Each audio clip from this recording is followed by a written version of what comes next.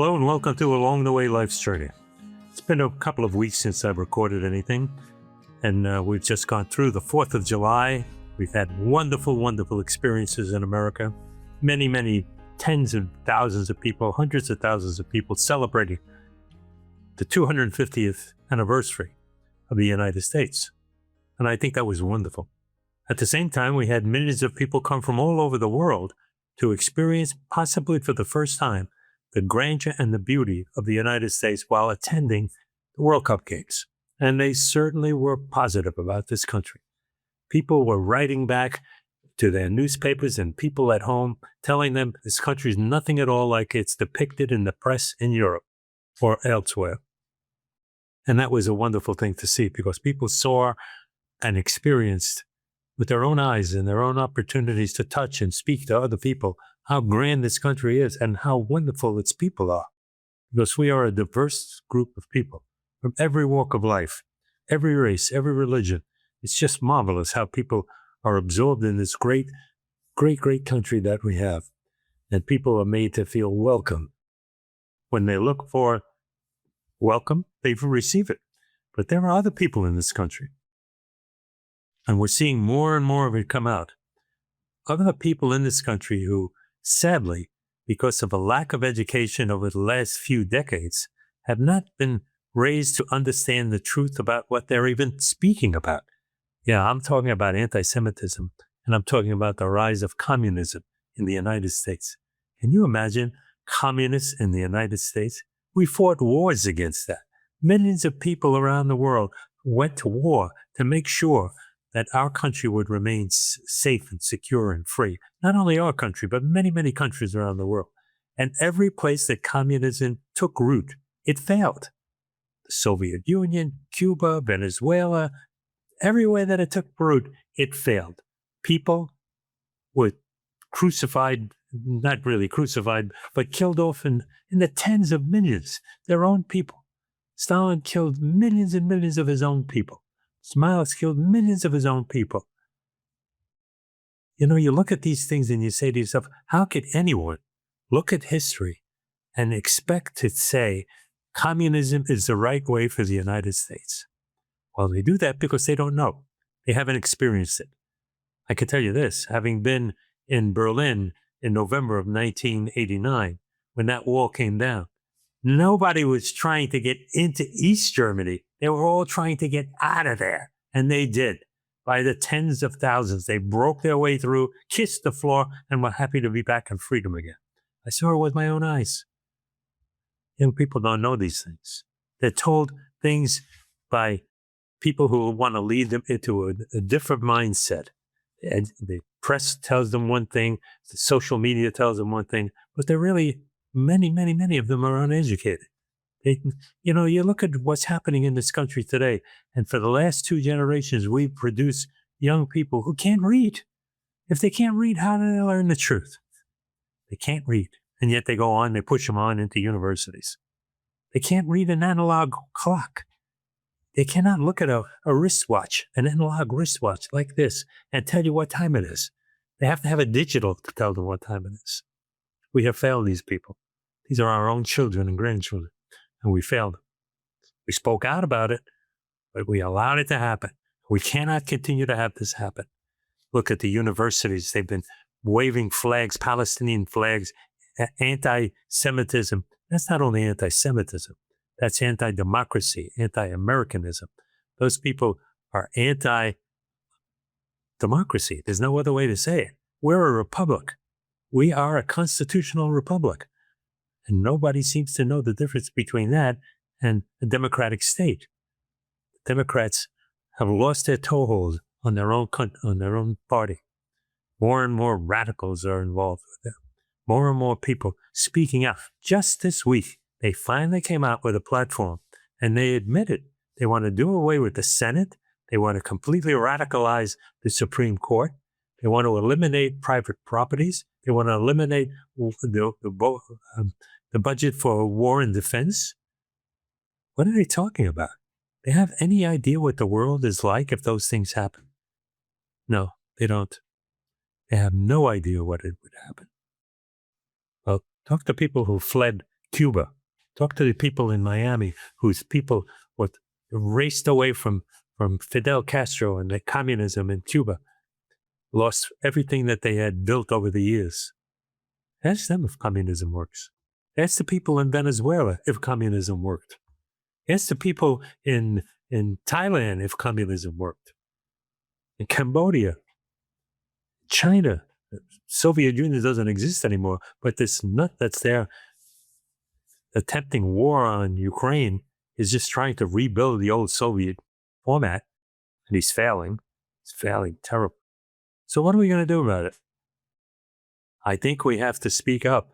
I think it's important for us as human beings and mature, intellectual people who have experienced the world to speak out and let the youngsters know. Let them know what the reality is. Let them know why McCarthy was speaking out against communism way back in the 50s, because it was an underrooted cancer, a threat that was seeping its way into the United States, into Hollywood, into the media, into the government. And he was right. Everybody said he was a lunatic, but he was right. Now we know he was right. Many of these things that come to pass, and everybody points a finger and says, oh, no, that could never be. There could never be that kind of an election fraud. Can't happen. Well, now we know it's true. Now we know hundreds of thousands of envelopes are delivered in as needed, when needed, for the right candidate. This poor guy in Los Angeles, he didn't have a chance. He was right. He ran on the right platform, but he didn't have a chance. He would have won if it was a free election. You tell me how he gets 20% of the vote, and suddenly, overnight, all those hundreds of thousands of ballots come in, and not one of them were for him. Not one. Scam. Can't be anything else. So what are we going to do about this? First of all, anti-Semitism is disgusting.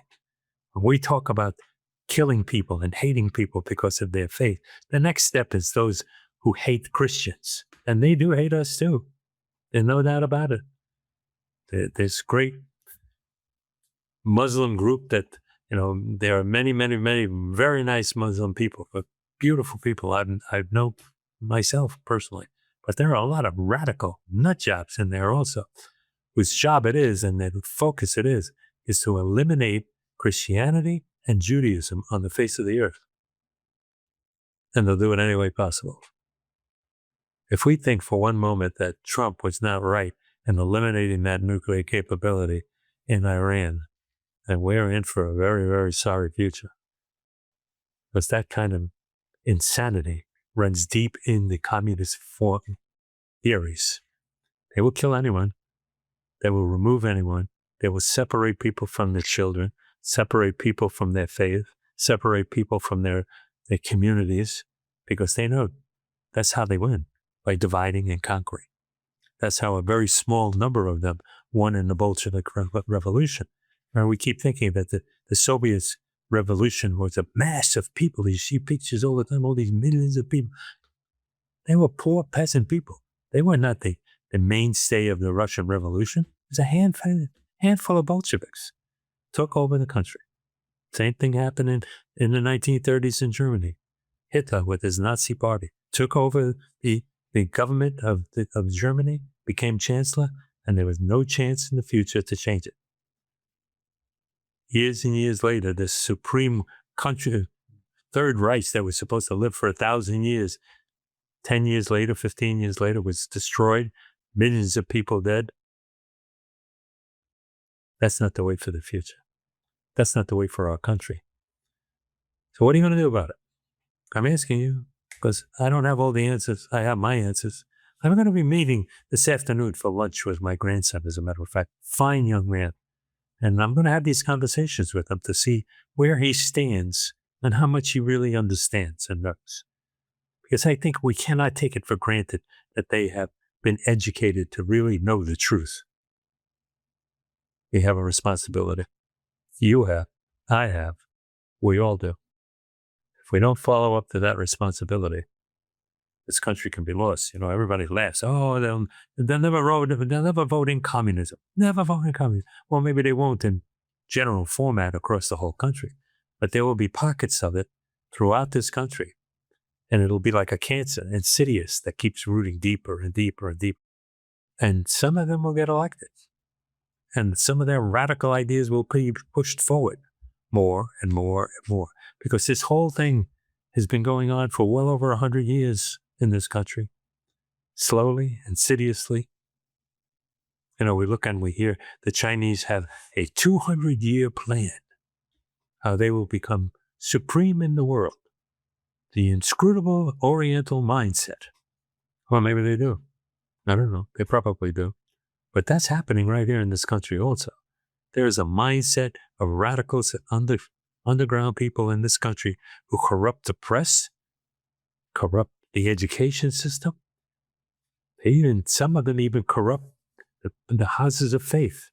There are churches in this country that are forgetting what their mainstay is. They're supposed to be teaching the gospel of Jesus Christ, and they don't.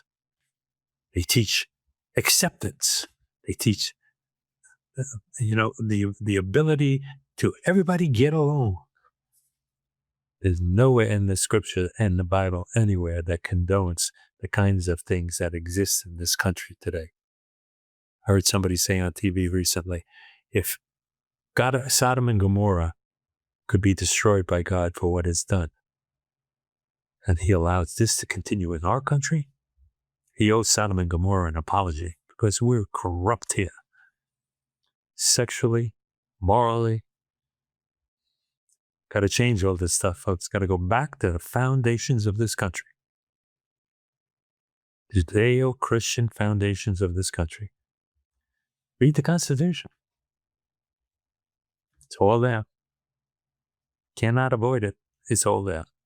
So, I know what I'm doing today. I'm taking my grandson for lunch, and we're going to have a very meaningful chat. What are you going to do today? What's your decision? Am I just a feeble old man talking off the top of his head? Or do you recognize that there's truth in what I'm saying? And that we all, as the founding fathers said, we stand together or we hang alone. That's true even now. You have to stand together as a nation. We must stand. Millions of people died for this. Millions and millions of people were sacrificed to the communist way of life and destruction. Can't let that happen again. Can't let that take root in the United States. Can't do it. Got to step up. Got to say you got to be an American. Got to step up and be there and be proud. 250 years. The greatest experience of mankind's history. The United States of America. I know you're joining me. Thank you. Have a great day, everyone.